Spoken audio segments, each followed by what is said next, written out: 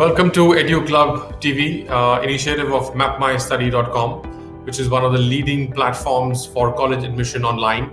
This is where students can come and get admission to 25 different countries, 2,000 plus colleges, and almost 20,000 different programs. There's a wide variety of choices for students from all different backgrounds. We are engaging with a lot of senior delegates and administrators from the school and college industry in India and abroad as part of our initiative to learn a lot more about what their challenges have been, what they're going through now, and what their future plans are. Through that, today we have another special guest, Mr. Radhakrishnan, who's the principal for Bhartiya Vidya Bhavan Gandhi Vidhyashram, which is in Kodaikanal. A very, very special place. And also, he does not only have Indian experience, he's also been a teacher in UAE and Muscat. So there's a lot to learn from him. So I'd like to welcome him now. Thank you. Welcome, Mr. Krishnan. How are you? Yeah, good going on, Mr. Bhatia. So welcome to our show. I'd like to just start by asking us, to give us a little bit of background on your profile and your experience so far, and a little bit about your school as well. Myself, Radhakrishnan. Actually, I started my teaching career in the year 1994 in Indian School Muscat as a primary teacher. I worked there almost 5 years over there. Later, I moved to UAE, where I worked in different curriculum like IGCSE, British curriculum, CBSE. Then, after completing almost 18 years of service abroad, I came back to India. I worked 5 years in Kerala. Now, last 3 years, I am here in Tamil Nadu, Bhartiya Vidya Bhavan, Kodaikanal as a principal over here. I'm basic my education qualification MA in literature, MA in public administration, B.Ed, and SET, that means which is qualification for the higher secondary teaching. And right now I'm doing my PhD with Madurai Kamaraj University in political science stream. And for last 25 plus years, precisely 26 years in the field of education as a teacher, coordinator, supervisor, principal, and different level. Only one and only field I know, that is the education field. No other profession I have ever taken so far. And in different education streams like state board, CBSE, and IGCSE British curriculum. This is about myself and about my school where I am working right now. It's Bhartiya Vidya Bhavan Gandhi Vidhyashram. As you know that when Bhartiya Vidya Bhavan is a group of schools in India and abroad, we have more than 93 schools in India, and following different streams like a state syllabus and CBSE. Most of the schools are following CBSE stream. Headquarters is in Mumbai, and particularly this school, Kodaikanal Bhartiya Vidya Bhavan School, is a 37 years old school. Started by Padma Bhushan Professor Sadashivan sir, and for last 37 years in this school we were inculcating value-based education to our children. As our great founder K.M. Munshi's vision to impart value-based education based on Indian culture and Indian religion and Indian philosophy, everything. It's a clear-cut vision of Sri K.M. Munshi, and we are fulfilling his dream day by day. And Bhartiya Vidya Bhavan Kodaikanal School is, as I informed you earlier, is a co-education residential school. We have the students from different parts of our country, even though the school is in Kodaikanal, hill station of Tamil Nadu, but we have students from Tripura, Odisha, West Bengal, Jharkhand, Gujarat, even in Kerala, and Tamil Nadu, Karnataka, Andhra, different states we have students. And it is not a profit-making school, it's a 100% charity-based school, and we are giving quality education over here. And moreover, academic, we are giving personal development, individual development is important for us, because we strongly believe that education is not limited in textbook. Education is something above than the textbook. So textbook we are using as one of the tools only, but we are giving opportunity to our children in take part in all the activities, and their personal, emotional issues are addressed timely, so that we are creating good citizens. That's why for last 37 years, our alumni are working in different parts of the world. Even they are visiting our school very often and sharing their memories with our school when they were here. This is a brief history of our school.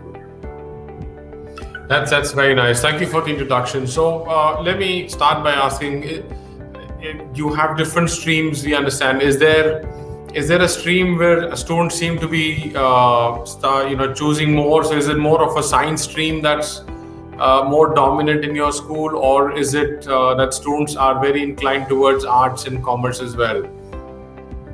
No, actually, in our school, we were having a science and commerce stream, equally balanced one. But last year onwards, we have started the humanities stream also. Okay, that's fairly new. Why? Because the diversification is required, because the new generation student, they want not in a what we call the tagline subject. They need something new, what we call a new gen syllabus also. So that we have started sociology, and coming year we will be going with psychology and other subject also. So that a wide variety of subject will be offered by the school, so that children can select by their choice, not by the school choice, not by their parents' choice. Fair enough. So you've, like you had mentioned, you've stayed overseas, you've been a teacher there, you've had an experience of teaching students there and also adapting to the learning environment of different countries. How different from your learning there to Kodaikanal, which is not a big metro, it's a residential school. How was that transition for you? See, for me, as I told you before, basically I'm a teacher. Wherever I work, I'm dealing with my children. So my main aim or motto is to impart education to my children, create or transform them into good citizen, good human being. Because where I worked in IGCC school, we had 46 nationalities in that particular school. 46 nationalities.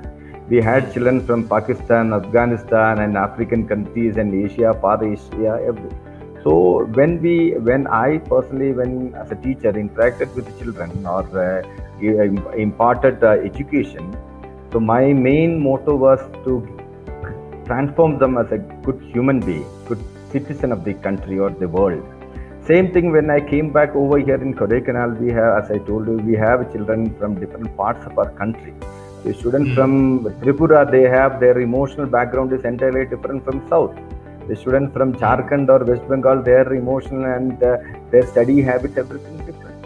As a teacher, I'm myself and my team, my teachers, we are giving quality education, and we are giving the real life situation into education. So that when they move out from our school, they will not miss out anything. They will be in a position to face any challenges the world is going to offer them. That's quite nicely said. So you've been a teacher for a very long time. I think almost 17 years, and I think 9 years a principal. How do you see yourself? What is your leadership style? How have you evolved in that? My leadership style, first of all, I'm a good listener, because I have to listen to others. A good leader should be a good listener. When you listen to others' area of concern, I'm not using the word complaint, I'm using the word area of concern. When you listen to others' area of concern itself, 50% they will be happy. Then balance 50% only, you have to address the actual issue. So a good leader should be a good listener. So I'm a good listener. Very often I interact with the children and I listen to them, their area of concern, their study habits, everything. So when I listen to them itself, of course, even though I'm a teacher, I'm also going for teaching, regular teaching. I'm a regular teacher as well. So when I listen to them, I can understand the pulse rate of my school, pulse rate of my students, teachers, and parents. Even my personal mobile number I have given to all my parents and students. They can call me any point of time, and I'm ready to help them whatever possible way to help them. So I strongly believe that a good leader should be a good listener. When you listen to others, they will be happy by 50%. The balance 50%, you can settle their area of concern. So that a leader should lead from front, not from behind. Lead from front. Anything and everything, the principal or the leader should show them how to do, how to implement that. Then obviously the others will follow you. And moreover, they will have a feeling that when the leader, the principal is with us, is not far away, is not away from us, giving direction and asking us to do. No, principal is there with them for anything and everything. So they have a trust. Even I have a trust with them. So that's interesting. That's very good of you. So look, during the pandemic, you're a residential school. I'm sure you had very different challenges to a normal day board school. How did you deal with it? Were you still operational, or I'm assuming all the students had gone back to their native places, to their homes? How was this last 18 months as a journey for you and for your school? Actually, it's a good question. Actually, when the first pandemic started, that time itself, immediately we have adopted and transformed to the online class. Why? Because in our school, all our schools are equipped with the internet facility. Not because of the pandemic time, even before itself. All the schools we have the internet facility, high-speed internet facility, and smart boards and touch panel screens, everything. Instead of the traditional typical blackboard or whiteboard and other thing, of course we have alternative that system also. So when the first pandemic was there for us, it is a simple thing to get microphone and speaker only. All other systems were there in the classroom itself. And moreover, since it's a residential school, all the teachers are here. That time and even today, even now also, the teachers are here inside the campus, a huge campus of 33 acres of land. And all the staff members, starting from principal towards the gatekeeper, all are staying inside the campus in different quarters. So the classrooms, the pandemic time teaching learning process, for us, it's not a big Herculean task because we were used to do that. Only the thing is, teachers have to take a class in the real classroom with the empty desk and bench. Right. Camera is there. The students had gone back. The students had gone back to their families? Yeah, students are there with their respective home, and we are creating links on a daily basis for each and every lesson. It is not a permanent username and password system because many schools they had issue with that one because some people are trespassing with that permanent username and password through some of the students or some of the.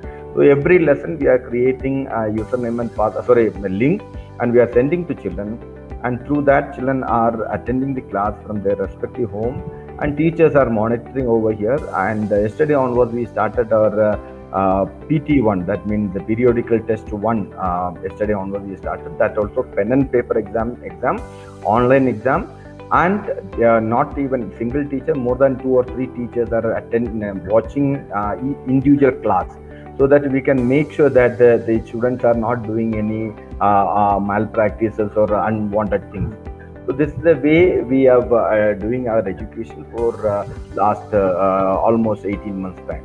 In the meantime, parallelly, we are all the classes uploaded in the YouTube channel also, so that if a child is missed out any lesson, then later the child can watch the lesson.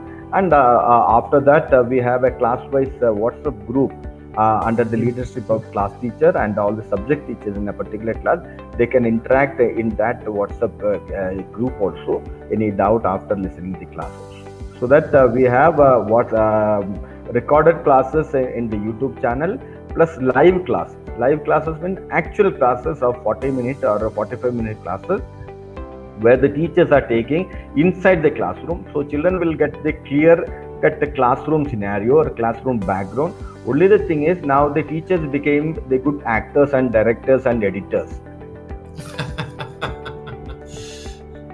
Yes, it's the pandemic and these changes have made us do a lot more, apart from our own normal nature of life. So I was about to ask you. So during this challenge, then were the teachers able to adapt to this new system? Were you able to train them in time so that the transition is done so smoothly, or? No, precisely the first couple of weeks, my teacher, they had a type of shyness. That means how to take a lesson in front of a camera. Normally, they were there when they are addressing the children. Children are seated in front of them and teaching them very smoothly or easily. The language flow was very easy, and everything was transacted in a proper manner. So to be honest, first couple of weeks, my teachers also had some difficulty means mainly the shyness. That is the main thing. Of course, they are all are technical savvy people. There is no issue with that one. The shyness was there. Then later they realized that one, this is the one and only option is available in front of me. So I have no other option. So they became good, and like as I told you, they are good actors and directors and editors. Now, without principals or any technical person's support, they can run the show, and they are doing well. That's interesting, and I think this is how we can see the teachers evolve a lot more in their role now. I think like we mentioned about the teachers, it's good to see they were trained. I think technology has been part of your school, so they were already aware of how to use all that. My question is more to do with when the pandemic was not there, and I think in our normal scenario, we've seen that teachers play another important role in the last few years of also a good career counselor. In many ways, if teachers have become that single point where students can come and share what their choice of stream is, and if there is a good career path for them and things like those. Do you have any internal system where you're able to guide and train students and coach them on choosing a better career and a better stream? Yes, of course. That's what I told you before. The WhatsApp group, we have formed in WhatsApp group, class-wise WhatsApp group. And apart from that one, all the teachers, subject teachers, phone number, everything shared to children. And the teacher, they are interacting with the children very often, and students also interacting with their concerned teachers, including principal, for their choice of studies, higher studies. And apart from that one, we have some outsourced people like a career gurus and a thing. One or two people we have associated with them. Their number also we have shared to children. So especially for the children, those who have completed higher secondary class 12, for their higher studies, obviously they will be having some doubt what course to be taken, which college to be taken, or which country I should go for higher studies. So that external, that means outsourced career gurus, we have a tie-up with them. Their numbers also given to them, and their children, they are contacting these career gurus apart from their concerned teachers. So there is a regular interaction is there, and the proper guidance given to children, and most of them, they have gone to their right way. It's not that they have chosen as per their parents or principal or teacher's vision. It is purely their decision, their vision, their selection. No, but we see the parents play a very important role, in I wouldn't say pressurizing, but there are a lot of peer factors, there are a lot of dominant factors, even for them to choose a certain stream. You're in Tamil Nadu. I know IT and science is a very dominant, engineering is a very dominant stream that people take in. How do you deal with that? Whereas, I personally feel there's an importance of having a balance between how a teacher and a principal or a school can guide a student and where the parents' expectations are. How do you manage that? Correct. Some of the parents, they have interacted with us, contacted and called me and my teachers also. So we have given them clear-cut instruction or a guideline, what to be done, how to be done, and which course or which college to be selected. Some parents, they have a doubt that which college is best for my child. So within our knowledge, we have shared our knowledge to the parents. And we requested the parents that the choice should be given to the child, because after class 12, the child will be matured enough to choose his or her own choice actually. But we parents Yes. and teachers, we can give them the what you call directions only. If you take this road, you will end up in this area. If you go in the left, take the left road, you will end up in the other area. So different direction we can give them. And finally the choice will be students, so that later stage in life they will not regret that one.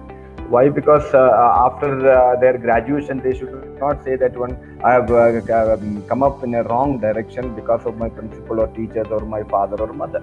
So the choice should be given to student. But we adult people, matured people, educated people, we will give the proper guidelines which course you can study. If you study this, for example, if you take BA English literature, what areas you can move on. If you take Correct. BSc botany, what areas you can go. So similar options we have given to children, but the choice is purely students. That's very interesting, and we've over the time of our interviews, we've seen that many schools have either struggled or easily managed this balance between parents and the decision making process. So let me ask you, so what is your school's next 2 years and 5 year plan? I'm not going to ask you a very long term plan, we do not know what's happening, but if I look at a short term, the next 2 year plan, what is the plan for your school and what is the future plan? It is very glad to inform you that the Tamil Nadu government has given instruction to all the schools to start from 1st of September for classes 9 to 12. And Great. after a couple of months, they will evaluate the situation and they will move on to the other classes also. Because comparing to other states, the COVID cases in Tamil Nadu has come down drastically. So they may rethink to start the other section also, because as you know that one in the medical profession also, they requested the state government and central government to start the schools. And because now we have to live with the COVID only, we cannot escape from COVID, so live with the COVID and with the proper precautions, everything. For our school, last precisely January to April, again the state government they have given permission to start 9 to 12. So 3 months time, children were here with us in our school. That time also we have followed all the instruction given by the medical team, the health department, all the protocol we have followed, the sanitization, mask and vaccination and the checking and test, everything we have done. As per the medical protocol, we have 100% fulfilled the medical protocol, and still we are. Now when students are coming for the next session, that means 1st of September, we follow the same protocol given by the health department, health authority, and we are closely associating with the local health department, the doctors and nurses and everything. They are ready to come over here for any sort of checkup and everything. And moreover, since it's a residential school, we have a full-time nurse and a part-time doctor with us, and we have a clinical facility over here, a special ward for boys and girls, and a consultation room and isolation ward, everything. It's not because of the pandemic, it is the system in the school. So we have a small clinic over here in the school itself.